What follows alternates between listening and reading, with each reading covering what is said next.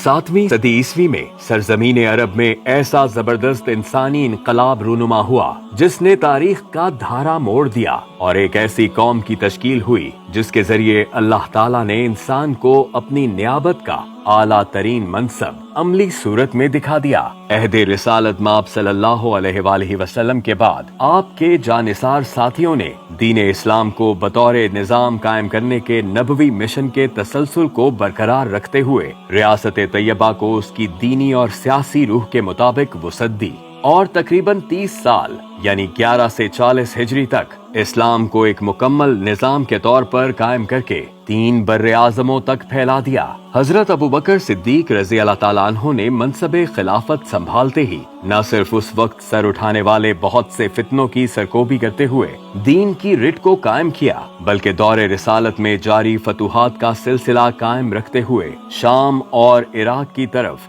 इस्लामी लश्कर रवाना किए जो कैसर व किस्रा की अफवाज को पसपा करके फतहयाब हुए। एक मुकम्मल निजाम के तौर पर इस्लाम की ये कामयाबी है कि इसने मुस्लिम अफवाज को इस ज़ाब्ते का पाबंद बनाया कि औरतों, बच्चों और बूढ़ों को नुकसान न पहुँचाएं, फसलों, फलदार दरख्तों और रेवड़ों को तबाह करने से बाज रहें और इबादत गाहों का एहतराम मलहूज रखते हुए उनमें मुकीम लोगों को भी तहफ़्फ़ुज़ फराहम करें। खिलाफत राशिदा के सुनहरी दौर में मुस्लिम अफवाज इराक, फारस, शाम, उर्दन, फलस्तीन, ट्यूनस, मिस्र और शुमाली अफ्रीका तक फतह हासिल करती चली गईं और इस्लाम का नूर दुनिया भर में फैलने लगा। खिलाफत राशिदा के दौर में बहुत से ऐसे रियासती इदारे मुतारिफ करवाए गए जिनके बारे में दुनिया इससे पहले नहीं जानती थी, जैसे कि पुलिस का महकमा, डाक का महकमा, अदालतें और मजलिस शूरा वगैरह। ज़कात की आमदनी के अंदराज की गर्ज से बैतुल माल का महकमा भी इसी दौर में कायम किया गया।